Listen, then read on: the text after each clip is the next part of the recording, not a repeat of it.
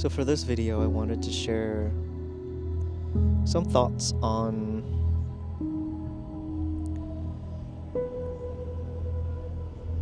Mother Earth and our connection to her, and what I think about the meaning of gardening and the meaning of trees in our reality.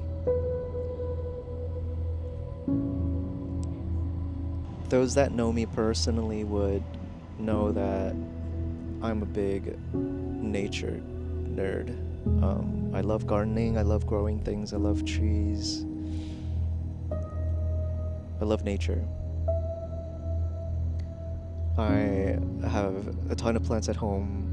I grow food, I grow mushrooms, I grow my own plant medicines, I grow all sorts of stuff. And so I spend a lot of time with plants. And a lot of that time actually have helped me awaken. It was my gardening practice that helped me elevate my meditation practice. And I knew that there was a correlation between my love of gardening and my growing and my progressing spiritual attainment, if you will, or the heights of which I've attained, is through gardening, funny enough. So I became curious and took that into meditation.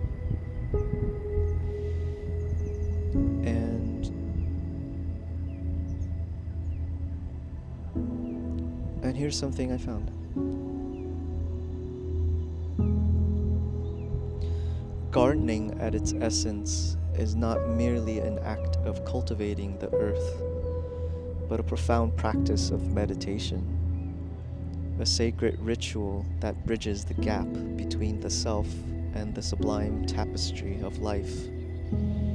Each action in the garden, from the gentle placement of seeds into the nurturing embrace of the soil, to the contemplative act of watering and the patient observance of growth, is imbued with deep spiritual significance.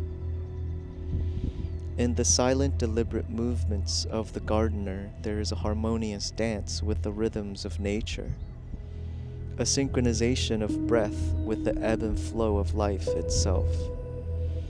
This practice transcends the physical realm, guiding the soul towards a state of mindfulness, where every touch, every breath becomes a whisper of communion with the cosmos. The soil, with its complex web of life, becomes a metaphor for the mind, fertile ground that, when tended with care and attention, can yield not just physical but spiritual harvests. Each weed pulled reflects an inner release of clinging thoughts, making space for serenity and insight to bloom. The patience required to nurture a garden mirrors the patience needed to cultivate inner peace, teaching us that growth, whether of the soul or the soil, cannot be rushed, but must unfold in its own perfect timing. The mind finds stillness in the quietude of the garden. The heart finds joy, and the spirit reconnects with the fundamental truths of existence. The garden becomes a sanctuary, a sacred space where the boundaries of self and other, between humanity and nature, dissolve into the unity of life.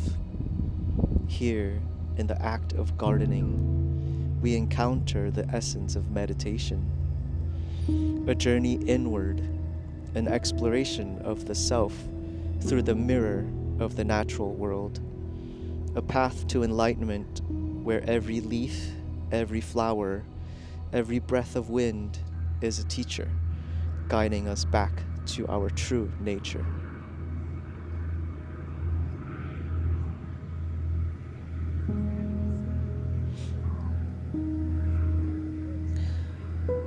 So, I've been reading up on the Essene Gospel of Peace.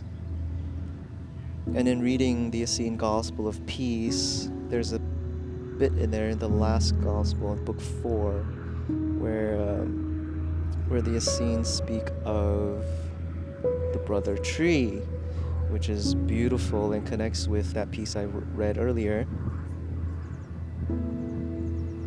And I want to share with you.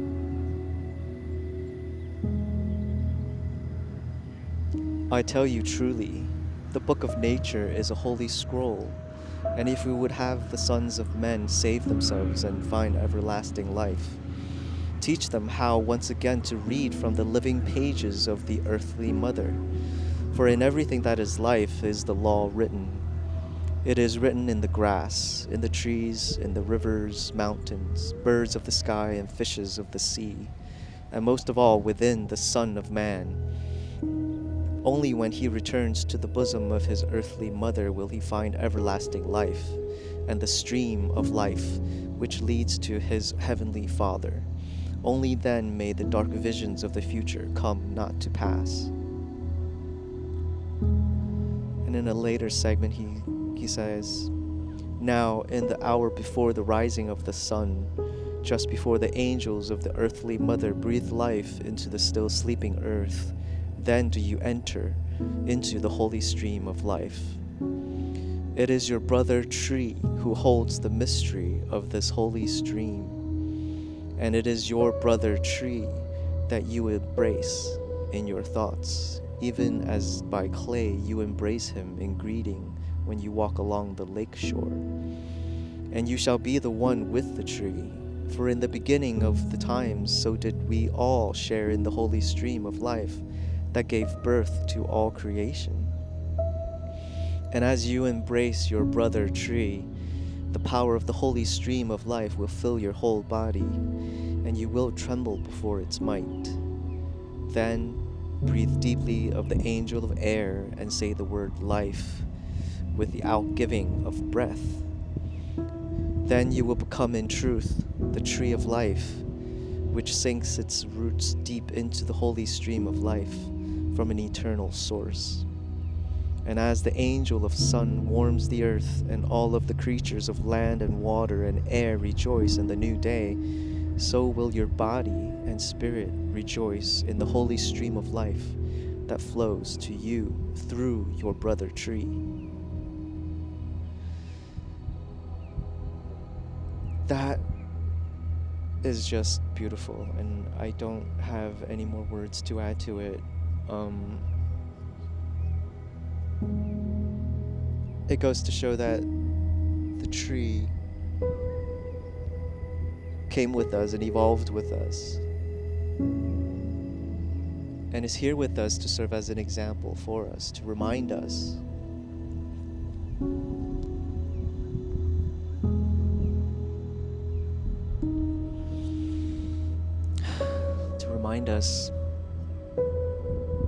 in so many different ways to reach for God, but in doing so, sink deeper into the nature of ourselves.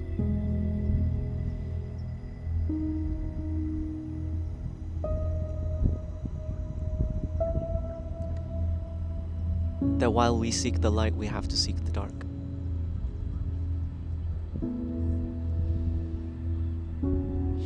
That as above, so below. The tree is also a metaphor, symbolic of the spinal cord, which is also a tree.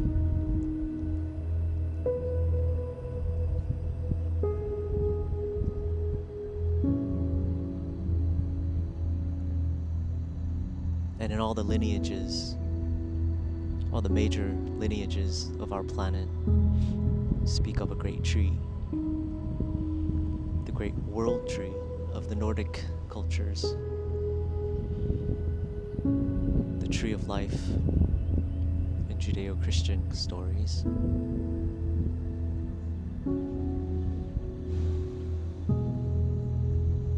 The cypress tree in Sufi poetry, It kind of also reminds me of the Hawaiian creation story of man as well, being brothers with the kalo plant.